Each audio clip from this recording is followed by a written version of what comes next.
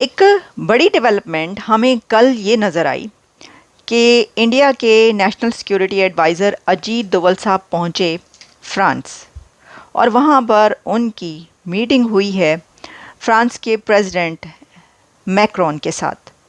ये एक बड़ी डेवलपमेंट इसलिए है कि जब कंट्रीज़ के नेशनल सिक्योरिटी एडवाइज़र कहीं जाते हैं तो उनकी मुलाकातें उनके काउंटर पार्ट से होती हैं।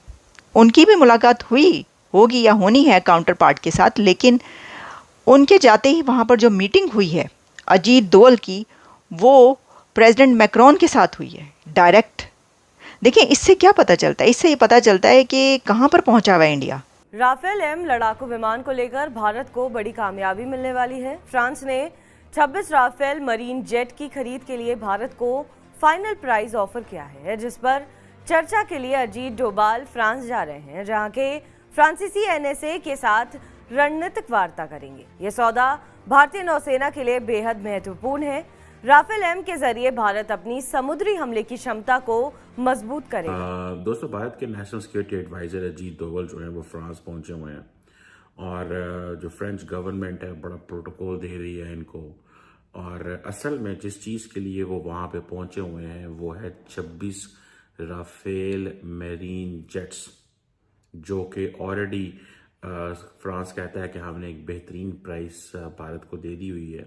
कहा जा रहा है दोस्तों, एक अहम खबर निकलकर सामने आ रही है जिसको लेकर पूरी दुनिया में और खासकर पाकिस्तान में चर्चा बनी हुई है, क्योंकि भारत के national security adviser Ajit Doval साहब पहुंच गए हैं फ्रांस, और फ्रांस में जाकर उनका जो वेलकम हुआ है, जो उनका स्वागत किया गया है, वो देखकर पाकिस्तानी मीडिया हैरान हो गई है दोस्तों। अजीत डोभाल साहब वहां पहुंचते हैं और उनको जो है रिसीव करने के लिए वहां के प्रेसिडेंट पहुंचते हैं, और उसके बाद में वो उसके अलावा लोगों से मुलाकात करते हैं, मीटिंग्स वगैरह करते हैं। और इस प्रकार आप देखेंगे कि जहां से राफेल की डील होने वाली है, राफेल डील के लिए जब वहां पर वो पहुंचे हैं तो अन्य लोगों से वहां पर मीटिंग होगी उनके।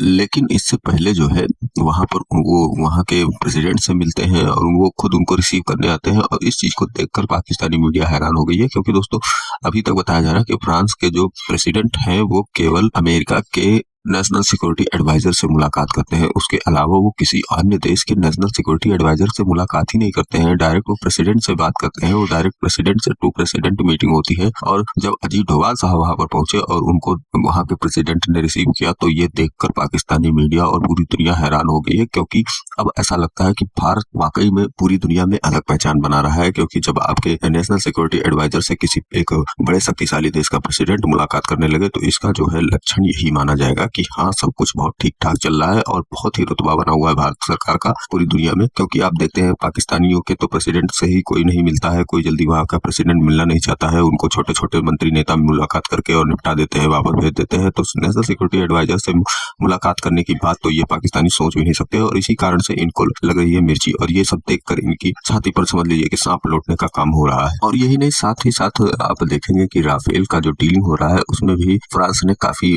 डिस्काउंट दिया है भारत सरकार को। और ये डील अगर हो जाती है तो इसके बाद में भारतीय नेवी के लिए बहुत ही एक शक्तिशाली वेपन मिल जाएगा, जिससे कि वो अपने दुश्मनों पर कहर बनकर टूट पड़ेंगे, इसमें कोई शक नहीं है। और ये सारी चीजें जो है भारत को बहुत ही मजबूत बना रही है और एक अलग लेवल पर लेकर जा रही है भारत को। और ये सारा कुछ भारत सरकार के अथक प्रयासों का नतीजा है। भारत सरकार के जो फॉरेन पॉलिसी है उसको जो अच्छे तरीके से बनाकर और उसमें जो बूस्ट दिया गया है, उन्हीं सब चीजों का कमाल है जो आज इस तरह से पूरी दुनिया में भारत की छवि बदल रही है। और लगातार भारत यही कोशिश कर रहा है कि वो कैसे अपने आप को डेवलप करे और एक पावरफुल कंट्री के रूप में पूरी दुनिया में अपना छवि स्थापित करे, और वो भी सॉफ्ट पावर। क्योंकि युद्ध करना हमारी फितरत नहीं है और ना ही युद्ध में पड़ना हमारी फितरत है, तो हमें केवल अपने सॉफ्ट पावर को दुनिया में दिखाना है और दुनिया को ये बताना है कि भारत शांति चाहता है। इसी पर काम करते हुए भारत सरकार आगे बढ़ रही है, और जिसको देखकर पाकिस्तानियों को लगातार मिर्ची पर मिर्ची लगती हुई नजर आ रही है। तो चले जाते हैं खबर की ओर और देखते हैं कि पाकिस्तानी मीडिया का क्या कुछ है कहना। वीडियो पसंद आए तो लाइक करें, चैनल को सब्सक्राइब करें और शेयर करना न भूलें। कि भारत की नेवी के लिए ये जो 26 राफेल जेट्स हैं ये बड़े इंपॉर्टेंट हैं। और देखिए, प्राइस निगोशिएशंस भी चल रही हैं। माजी में इंडिया ने कुछ ऐसी चीज़ें खरीदी डिफेंस इक्विपमेंट के हवाले से कि शोर मचा था कि जी करप्शन है ये वो, लेकिन जब से नरेंद्र मोदी की गवर्नमेंट आई है कोई ऐसा शोर कभी नहीं आया। इट मीन्स कि ये जो इंडियन गवर्नमेंट है ये बड़ी केयरफुल है इस सेंस में कि हम कोई ऐसी डील्स ना करें जिससे नुकसान हो और जिससे ये हो कि गवर्नमेंट की क्रेडिबिलिटी के ऊपर ख़तरा है, और ख़ासतौर पे डिफेंस के हवाले से, क्योंकि उसमें इस पे मुझे याद है जो अपोजिशन लीडर है राहुल गांधी, उन्होंने बड़ा शोर डालने की कोशिश की, लेकिन कुछ उनको मिला नहीं है, जो मेरी स्टडी है और जो मैंने अभी तक डिस्कवर की। कि उसका अगर कोई मिनिस्टर, कोई सिक्योरिटी एडवाइज़र, मोदी साहब का कोई एडवाइज़र भी यूरोप के किसी कंट्री में, वेस्ट में, सुपर पावर्स के पास कोई चला जाए, तो उससे भी वहाँ का बड़े से बड़ा लीडर मिलता है, वहाँ का प्रेसिडेंट या प्राइम मिनिस्टर मिलता है इंडिया के नेशनल सिक्योरिटी एडवाइज़र के साथ। दूसरी तरफ हालात क्या हैं कि प्राइम मिनिस्टर भी चला जाए तो अगले जो हैं वो, उनके पास टाइम ही नहीं होता, या कोई छोटे मिनिस्टर्स या वो मिल लेते हैं। लेकिन देखें, ये एक बड़ी बात इसलिए है कि ये बताता है, ये चीज़ जो है ना, ये बताती है कि भारत को सब बहुत सीरियसली लेते हैं, बहुत सीरियसली लिया जाता है। और मोदी साहब तो खैर जहाँ जाते हैं उनकी जिस तरह आओ भगत होती है, अमेरिका में देख लेना, प्रेसिडेंट जो बाइडेन कहते हैं कि you are very popular, I want your autograph. जो ऑस्ट्रेलियन प्राइम मिनिस्टर हैं वो कहते हैं कि यू आर द बॉस। अभी वहाँ पर जब वो गए हुए थे, जो मीटिंग्स हुई हैं क्वाड की, उसमें आपने देखा हर जगह पर जो दरमियान में खड़े हुए नज़र आए हैं वो प्रेसिडेंट जो बाइडेन और नरेंद्र मोदी, दोनों मतलब दरमियान में, बाकी सब जो हैं वो साइड पर। तो इससे भी हमें अंदाज़ा होता है। तो देखिए, जो एक इससे पहले खबर आई थी ना कि इंडिया, एक बल्कि जो थिंक टैंक की एक रिपोर्ट आई थी जिसमें बताया गया था कि इंडिया अब थर्ड बड़ी पावर बन चुका है, तीसरी बड़ी कुव्वत जो है बन चुकी है।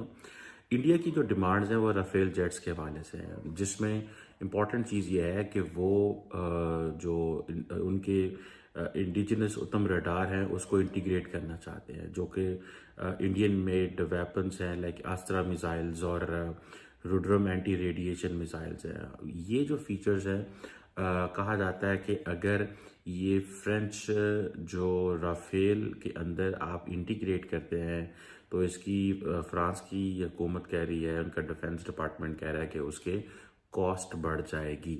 आपको पता है कि आज जो है वो ऑलरेडी जो फ्रांस की आर्म्ड फोर्सेस के मिनिस्टर हैं सेबेस्टियन लेकोर्नो, उनके साथ डोवाल साहब की मुलाकात हुई और इस चीज़ें में काफ़ी, इसमें हवाले से काफ़ी चीज़ें जो हैं वो डिस्कस हुई हैं। तो अब तो इसके बाद ये लग रहा है कि इंडिया दूसरी बड़ी पावर बन चुका है, दूसरा ताकतवर कंट्री बन चुका है।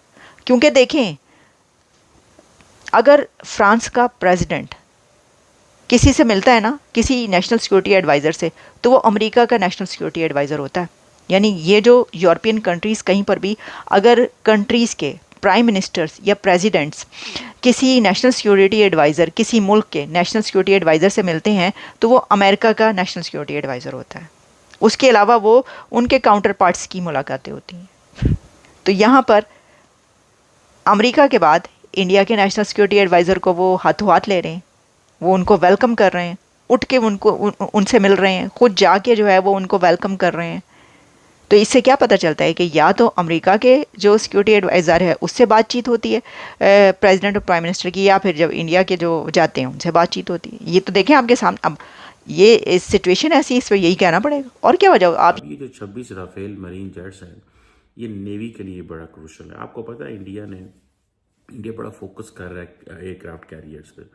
इंडिया इसलिए भी 26 राफेल मरीन जेट्स लेना चाहता है कि इंडिया अमेरिका को ये बता सके कि हम आपके डिफेंस जो है उसके ऊपर डिपेंडेंट नहीं है, हम आपसे एक मिलिट्री सपोर्ट के लिए ऊपर डिपेंडेंट नहीं।